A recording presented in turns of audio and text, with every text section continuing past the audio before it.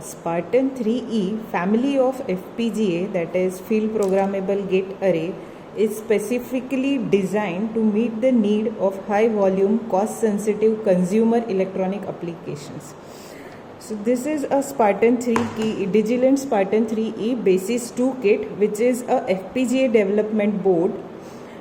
Is a circuit design and implementation platform for beginners to gain the experience building at real digital circuits. So this is the Basis 2 board, and it you can see, as you can see here, it is having this development board along with this USB cable. So Basis 2 board is typically powered by this USB cable, but battery connectors are also provided so that external supplies can be used. There are 4 push buttons here. These are 4 push buttons, and 8 side switches are provided for this circuit for this circuit board. So these push buttons are normally low and driven high only when push buttons are pressed like this.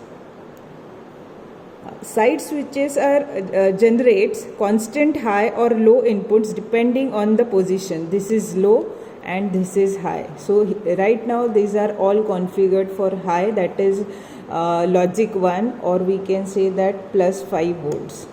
Now this is how they work for logic 0. There are 8 LEDs, and these are 8 LEDs, and 4 7-segment displays are provided on this circuit to see the output.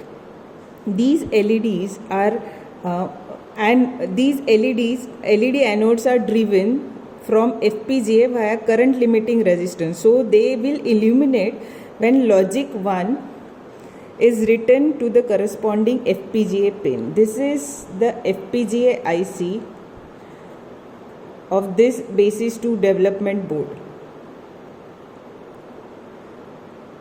Basis 2 board uses 10 FPGA signals to create VGA port with 8-bit color. Basis 2 board provides a 4/6-pin peripheral module connector PS2 port. When after power on, the Basis 2 on FPGA, FPGA on Basis 2 board must be configured. This is the FPGA must be configured before it can perform any useful operations or functions. So during the configuration, a bit file is transferred into memory cell within the FPGA to define logical functions and circuit interconnects. Digilent's PC-based program called Adapt can be used to configure this FPGA with any suitable bit file stored on the computer.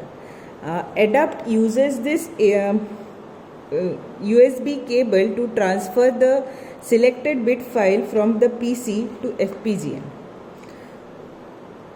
To program the Basis 2 board, set the mode jumper to PC. You can see here there is a mode jumper where PC or ROM is written. So we have to configure this to PC, not to ROM. So when we want to dump any program in FPGA through PC, so that mode jumper should be on PC mode. Then attach the USB cable. This USB cable we have to attach, and start the Adapt software and wait for the FPGA and platform flash ROM to be recognized. Use the browse function to associate the desired bit file with the FPGA. The configuration file will send the FPGA to platform flash, and software will indicate whether the programming was successful. Now let us see this kit more in detail. So this is at every pin, whether it is input or output, every pin there are certain numbers written over there. So these numbers are used in user constraint file when we write user constraint file, so that FPGA should know which of the pin we are using as input as well as output. So suppose if I want to use this switch, first switch, so it is having number SW0 with P11. So this P11, if I want to use this switch, I have to write P11 as a and assign it to one of my input to use this pin. So similar way, if I want to use this switch, so I have to assign one of my input to this L3.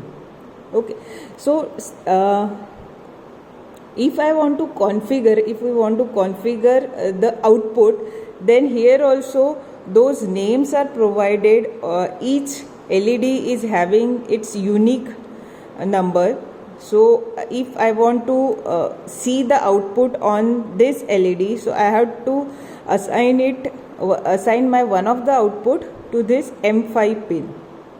In similar way, these 7-segment display as well as these push buttons, every pin is having, if we want to use, then it is having certain number which we have to mention in our user constraint file to use it.